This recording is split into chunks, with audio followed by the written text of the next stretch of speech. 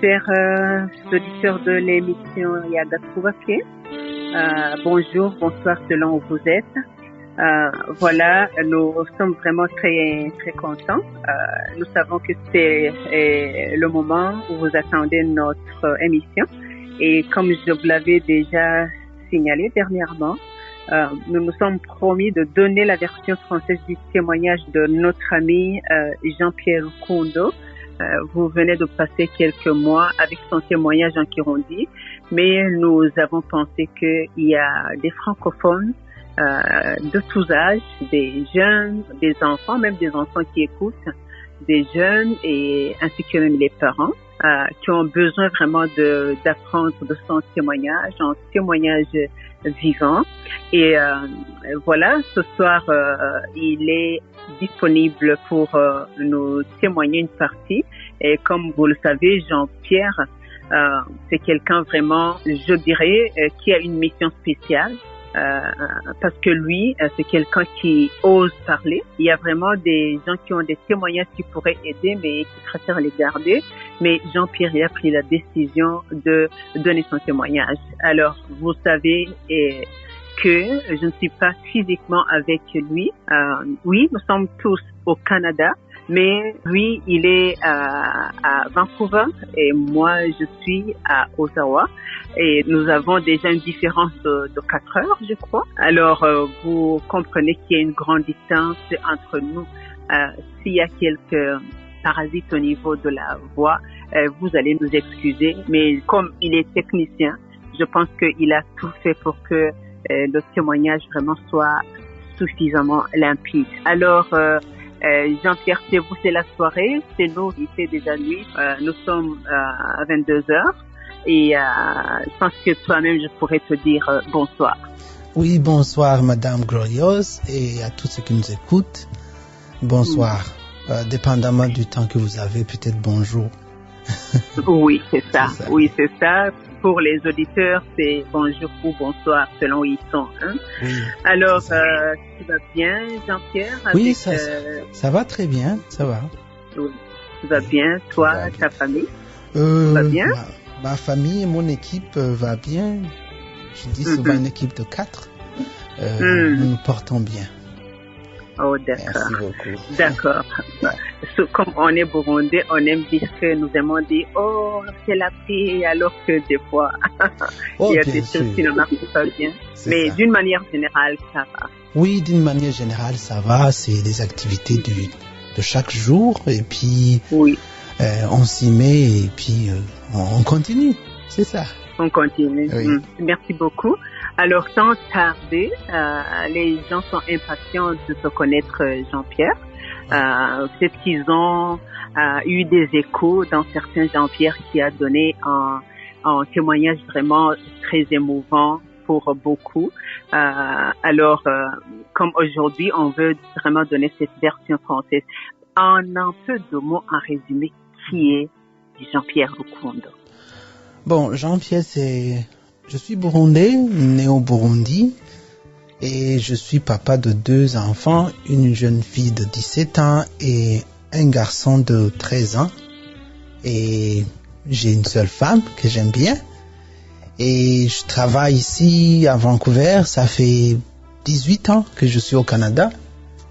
Et ça m'a ouvert d'autres options, d'autres horizons. Mais quand même, j'ai grandi au Burundi. Je suis né au Burundi, à Bujumbura. Et du moins, c'est ça. Et avant de continuer toute l'histoire, moi, c'est Jean-Pierre, c'est ça. Et voilà. Ok, merci beaucoup. Je pense que ce que tu as donné comme résumé, les gens ils comprennent que tu es burundais et aujourd'hui tu es aussi canadien, n'est-ce pas? Oui, effectivement. Alors, qu'est-ce que Jean-Pierre aime dans la vie? Les gens qui sont écoutés. Moi, j'aime la paix. Franchement, j'aime la paix. J'aime quand c'est calme. J'aime quand je me sens bien. Mais je sais que c'est parfois difficile et je travaille pour que ça soit réalisable. Et puis, j'aime ma famille parce que j'ai une raison de plus d'aimer beaucoup ma famille. Parce que moi, comme j'ai vécu sans mes parents autour de moi, j'ai dû avoir quelqu'un qui m'a élevé. Et je n'avais pas de sœur, je n'avais pas de frère. J'étais seul avec lui. Et il n'y avait même pas de maman. Alors, avoir une famille, c'est quelque chose qui m'est très cher. De comment je suis né, je suis grandi. C'est ça. Oui. Il n'y avait pas une maman, il n'y avait pas de frère, il n'y avait pas de sœur. Ça fait... là, on va partir de là, Jean-Pierre. On va partir de là. Oui. On va partir de là. C'est-à-dire que, bon, pour faciliter les choses, pour mieux comprendre, parce que les gens qui entendent, oh, Jean-Pierre n'a pas de maman, n'a pas eu de maman, n'a pas eu de frère, de sœur. Ça peut arriver. Et peut-être tu dis, peut-être qu'il est mort pendant qu'il était petit. Peut-être que le message que tu donnes là, il est codé et on veut le décoder, n'est-ce pas? Oui, effectivement. Alors, disons, de 0 à 2 ans, comment est-ce que tu n'as pas eu de maman? Tout le monde a une maman quelque part. Ça, c'est évident. Et un papa quelque part. Alors moi, c'était quelque part parce que je ne les avais pas vus autour de moi. Juste pour vous dire que ma mère a été très jeune. Elle a rencontré un homme. Ma naissance ou ses aventures, ce qui s'est passé, n'avait pas été prévu. Alors, leur rencontre a fait que ils ont eu un enfant sans le vouloir. Ça, c'est clair parce que ma mère était à l'école. Mon père était déjà marié. Du coup, vous comprenez que j'étais pas dans leur programme. Alors, quand je suis né, j'étais bien sûr avec ma mère. Mais on a passé un petit moment ensemble parce qu'elle a dû recommencer sa vie. Elle s'est mariée. Moi, j'ai été déplacé vers mon grand-père et à l'âge de commencer l'école, on m'a transféré à Bujumbura chez mon oncle, un oncle qui avait fait un accident auparavant et qui avait été paralysé, il était paraplégique et puis j'ai passé toute ma jeunesse là-bas, toute ma vie là-bas. Les gens vont dire, est-ce que tu ne voyais pas ta mère?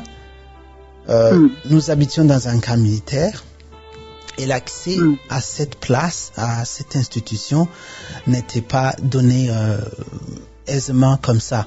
Il fallait demander la permission, il fallait programmer.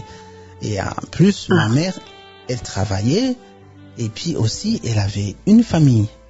Il arrivait un moment où on se voyait quand elle descendait à Bujumbura, mais on pouvait aussi passer quelques mois, quelques années même, sans se voir. Et c'est ça. J'ai quitté, je pense, ma mère. Elle m'a déplacé quand j'avais une année. D'après ce qu'elle m'a dit, j'avais une année. Et depuis une année, je suis parti là où je vous ai dit et je suis resté là. Et je suis retourné voir là où ma mère habitait quand j'avais 17 ans ou 18 ans. J'étais en 8e. De toute façon, peut-être, comme j'avais refait la 4e, je pense que j'étais même dans les 19 ans, 18 ans. C'est là où j'ai vu où elle habitait. Et durant toutes ces années, alors, j'étais dans une boule, moi seul, confus à 100%. Mais quand même, j'ai pu découvrir certaines choses au fur et à mesure que je grandissais qui m'ont montré qu'il y avait quelque chose de louche, il y avait un secret familial, hermétiquement fermé. Il fallait que je l'ouvre, il fallait que je commence moi-même à me reconnaître comme moi et avoir peut-être une intuition spéciale, ce que j'appelle la main de Dieu, qui m'a vraiment guidé dans tout ce que j'ai fait. Et là, je vais aller un peu peut-être en détail, mais ça m'a plu d'avoir cette main à côté de moi parce que j'aurais pu sombrer quand même. Il faut qu'on l'accepte. Oui. En 1 ou 2 minutes, tu viens de parler de Jean-Pierre bébé et de Jean-Pierre qu'on déplace. Tu as dit que tu es né à Bujumbura, Oui. que tu as été une naissance non prévue, non voulue, mais quand même tu es né d'une maman très jeune, c'est ce que tu as dit, et tu n'as pas eu la chance vraiment de rester dans les poitrines de ta maman. À ce que j'ai entendu, on t'a amené, c'est ton grand-père. Il n'y avait pas vraiment une maman là-bas. Ta maman n'était pas là. Et comme tu as dit, elle a fait sa vie ailleurs. Et là, d'après ce que tu viens de dire, tu n'étais pas avec ta mère. Donc, tu as été privé de ta mère. Oui, j'étais pas avec ma mère. Il y avait ses petites sœurs, parce que elle avait beaucoup de petites sœurs, grandes sœurs. Alors, j'étais avec eux chez mon grand-père. Je ne savais rien qu'elles étaient mes parents, mais de toute façon, j'avais pas de problème pour avoir le manger ou vivre correctement, mais je ne voyais pas ma mère tout près de moi, et à un certain moment, je ne savais même pas qu'elle existait, parce que c'est quand j'ai commencé à être un peu turbulent que j'ai pris, comment on appelle ça en français? Disons, c'était un couteau attaché sur un long petit bâton, et c'était pour faire tomber les papayes. Alors, moi, je voulais une papaye qui était en haut, alors j'ai renversé pour bien frapper les papayes, et le petit couteau était sur ma cuisse sans le savoir. Alors j'ai poussé, mais j'ai cogné ma cuisse et c'était une très grande blessure. J'ai entendu alors mes tantes dire « Hey, allez vite, appelez sa mère, quand même ça c'est grand. » Parce que c'était la nuit, je pense qu'il y a quelqu'un qui est parti le matin, ou parce que la journée suivante ma mère était là. Et c'est là où j'ai entendu parler de sa mère, appeler sa mère. Tu avais quel âge, Jean-Pierre? À l'âge de prendre quelque chose, je pense 4 ans, 5 ans. Oui, et c'était même pas facile de faire ce que j'avais fait. Et depuis 4 ans, tu n'avais pas vu ta mère? Je ne sais pas, parce que je peux pas vous dire que je ne l'avais pas vue, mais on ne m'avait pas présenté ma mère comme ma mère. Même si elle était venue, peut-être que je n'avais pas l'âge de comprendre. Donc tu n'as pas eu l'occasion d'embrasser ta mère, de sentir vraiment l'odeur de ta mère. C'est sûr qu'elle est venue, parce qu'on quand même 4 ans sans revenir voir ses parents, mais je ne pense pas qu'il y a eu présentation comme telle. Voilà, c'est ta mère. Peut-être qu'elle est venue, elle m'a donné des câlins, je la voyais là comme tout le monde. Mais comme ses tantes. Voilà, c'est ça. Mais savoir que réellement c'était ma mère, non. Je ne lisais pas, je ne voyais pas les documents, je n'y pensais même pas. Franchement, j'étais enfant. Alors, mais là, c'est ça la chose qui a cliqué, et j'ai été stupéfait, je dirais même sidéré, parce que c'est ma mère, voilà, ok. Mais je n'ai rien dit, je n'avais pas beaucoup de pensées aussi poussées pour dire quelque chose. Mais quand même, penser que les enfants n'entendent pas, ou on parle des choses au salon qui sont moins polies, par exemple, là, les enfants écoutent tout. Alors là, j'ai gardé ça dans ma tête. Et là, j'ai commencé à fouiller un peu. Et quand elle est venue, c'est elle qui t'a soigné? C'est elle qui m'a soigné, parce qu'elle est infirmière, elle m'a soigné, elle a utilisé tout ce qu'il faut, alors elle m'a soigné. Elle ne t'a pas dit, mon fils, juste elle t'a soigné, et... Non, non, on n'a mais pas... Mais tu as su que c'est ta mère qui te soignait? Oui, seulement j'étais comme, qu'est-ce qui se passe? Mais là, j'ai su quand même que c'est ma mère. Je reste là. Alors, après, il est arrivé quelque chose aussi. Mes petits frères, du côté Les petits frères du côté de maman? Oui, parce que ils s'étaient, je pense... À ce moment, pas à ce moment, quelques années après. Rien. Non, on m'avait dit, mais je savais que il y avait des enfants, les deux, qui sont venus voir leur grand-père, qui est là, le père de ma mère. Alors, on était avec des voisins, des parentés. Alors, comme j'avais su déjà que c'était ma mère, j'ai demandé, est-ce que mon papa ça va? Il va bien? Alors l'autre... Tu as demandé à ses frères? À mon frère, et il y avait une sœur aussi. Et il y avait une voix haute qui m'a dit, cette personne m'a dit, qui? Tu parles de qui? Alors, comme si j'avais fait une faute grave, et là, je n'ai pas compris. Alors, quand nous sommes partis au lit, la maman, non, c'était pas une maman, elle était une fille de la famille. J'ai dit, pourquoi tu m'as dit avec une voix haute, tu as haussé le ton? Est-ce que lui n'est pas mon père? Il m'a dit quelque chose qui m'a beaucoup aidé durant toute ma vie d'ailleurs. Elle m'a dit, voilà, ça c'est pas ton père. Ton père, c'est quelqu'un que ta mère a rencontré à l'école. Et il est parti, on n'a pas pu le voir nous-mêmes, mais je pense pas que tu le verras. Elle a dévoilé un certain secret, hein? C'est ça. Alors, elle est partie quelque part dans un autre pays. Oh, ok. Et là, ça devient de plus en plus flou. Cette maman, c'est une maman de la famille? De la famille, tu sais, dans la rencontre familiale, il y a des cousins, cousines de ma mère, il y a tout le monde. D'accord. Alors, elle m'a dit ça, ok, mais tu sais, quand on est petit là, c'est subtil, on ne voit rien, on ne comprend rien, mais quand même on pense. Et là, j'ai commencé à être un peu, je pense, très calme, parce que je ne comprenais rien.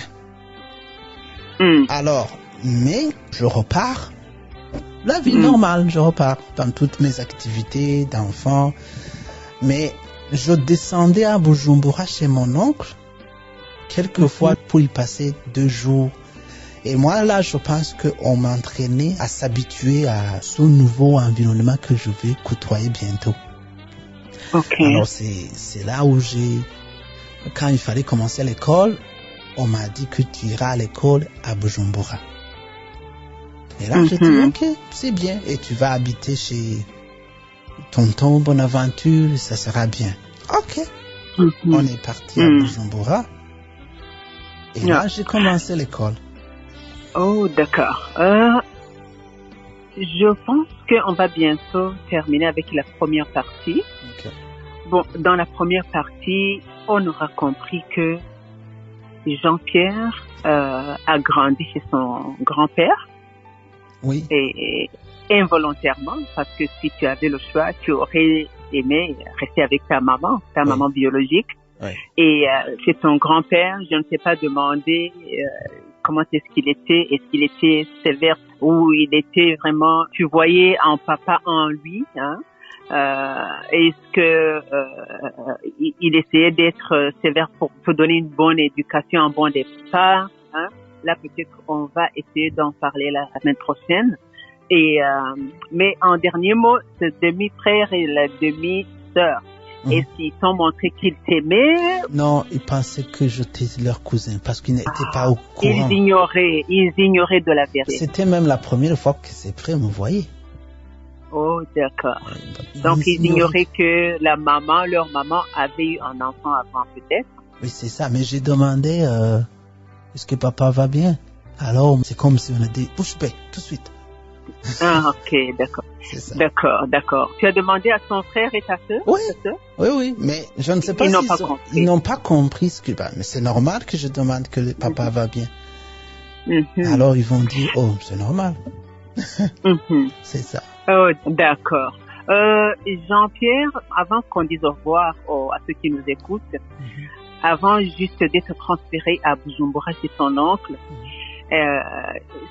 c'est quel souvenir tu as gardé de cet endroit, c'est ton grand-père, où tu as grandi? Tu as le souvenir de la plaie, de ta mère qui est venue? Oui. Qu'est-ce que tu as gardé? Premièrement, j'ai une cicatrice, ça c'est clair. Et puis, ce que j'ai gardé, c'est que les sœurs de ma mère m'ont gâté beaucoup. Je me souviens qu'il y avait des œufs. J'étais leur bébé. Même maintenant, quand je les vois, le traitement que j'ai, c'est comme si chacun m'a dit, je suis ta mère. C'est comme j'ai une dette à tout ce monde-là. Donc, tu étais chanceux d'avoir plusieurs mamans qui t'aimaient. Hein? Oui, absolument. Oui. Et puis, Et tu penses qu'elles ont remplacé ta mère? Elles ont remplacé ta mère biologique? Non, j'ai pas vécu avec eux longtemps pour se savoir. Mais le peu que je peux me souvenir, c'est ça. J'étais bien. D'accord. Oui. Alors, Jean-Pierre, on va s'arrêter ici pour aujourd'hui. Merci beaucoup. Et moi, je dis merci à ce grand Dieu. Il y a un verset biblique qui, d'ailleurs, je le partageais la semaine passée de Jérémie 1, qui dit « Avant que tu ne naisses, avant que tu ne sois dans le sein de ta mère, moi, j'avais déjà un plan pour ta vie. » Je pense que c'est un verset qui s'applique sur toi, Jean-Pierre. Absolument, oui. Moi, j'y crois toujours. Est-ce que tu crois en Dieu, toi? Beaucoup. Parce que je sais... Parce que dans ces pays et dans ces derniers temps, on voit les gens vraiment qui aiment tout, qui aiment parler de tout, sauf du grand Dieu. Non. Hein? moi, j'ai toujours dit que je suis très chanceux, que je suis le choisi aussi. J'ai été choisi parce que il y avait quelqu'un qui avait besoin d'un enfant et il y avait quelqu'un qui n'avait pas besoin d'un enfant. Et j'ai été placé chez celui qui avait un enfant. On va détailler ça la semaine prochaine. Voilà, c'est ça. C'est un peu philosophique ce que tu nous dis aujourd'hui. Oui. Mais comme le temps s'écoule, on s'arrête ici pour le moment. Et je te remercie du temps que tu nous as accordé pour faire ce programme. Et nous espérons, chers auditeurs, que vous venez de comprendre que tellement nous avons des histoires différentes. Et voilà l'histoire d'un petit garçon qui était Jean-Pierre. D'ailleurs, je pense que j'ai entendu que c'est pas ce nom que tu nous en parleras dans les audios que nous allons faire. Oui. Donc, ce petit garçon qui est né, comme vous l'avez entendu, qui a eu plusieurs mamans qui l'ont entretenu, sauf sa mère biologique, et qui croise son petit frère et sa petite sœur. Et lui, voulant se précipiter pour demander la nouvelle de leur papa, et il n'a pas eu de réponse. Il nous a dit qu'il y a là une certaine réponse qui lui a ouvert les yeux. Donc, Jean-Pierre, vraiment, on a la salive dans la bouche, on attend vraiment la suite. Mais déjà, nous te disons merci pour aujourd'hui et nous te souhaitons de passer une bonne semaine ainsi qu'à tous nos auditeurs. À la prochaine. Merci à tout le monde et à l'auditoire.